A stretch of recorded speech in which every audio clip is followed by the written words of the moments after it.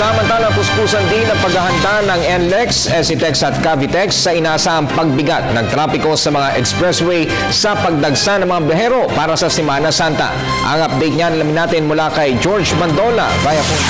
George?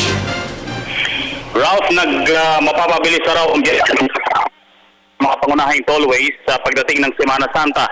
Sabi ng Manila North Tollways Corporation, maintainer ng North Luzon Expressway, Subic-Clark-Tarlac Expressway at Cavite Expressway, magiging pass-through na lamang ang Dao Toll Gate at hindi na kailangang magtagal ang mga motorista kung tutungo ang mga ito ng SCTEX. Kung sa SCTEX Tarlac o SCTEX Subic man ang destinasyon ng mga ito, 2 beses na lang hihinto ang mga motorista sa pagkuha ng card at pagbabayad sa dulo.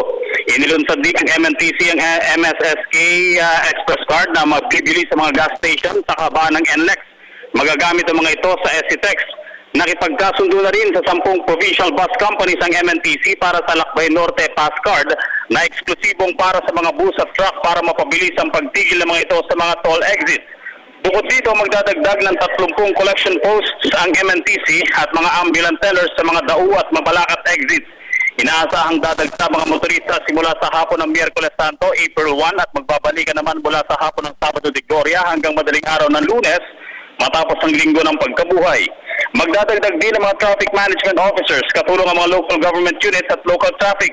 May pinutupad ang maximum speed limit na 100 kph mula March 27 hanggang April 6. Hindi rin gagawa ng anumang work or repair ang MNTC sa mga tollways na ito. Libre ang towing sa mga Class 1 vehicles sa 6 p.m. hanggang 6 a.m. sa mga panahon ng Semana Santa at magkakaroon ng mga standby medical and security units sa kabaan ng mga ito. Para sa Telebisyon ng Bayan, George Mandola. Maraming salamat, George Mandola.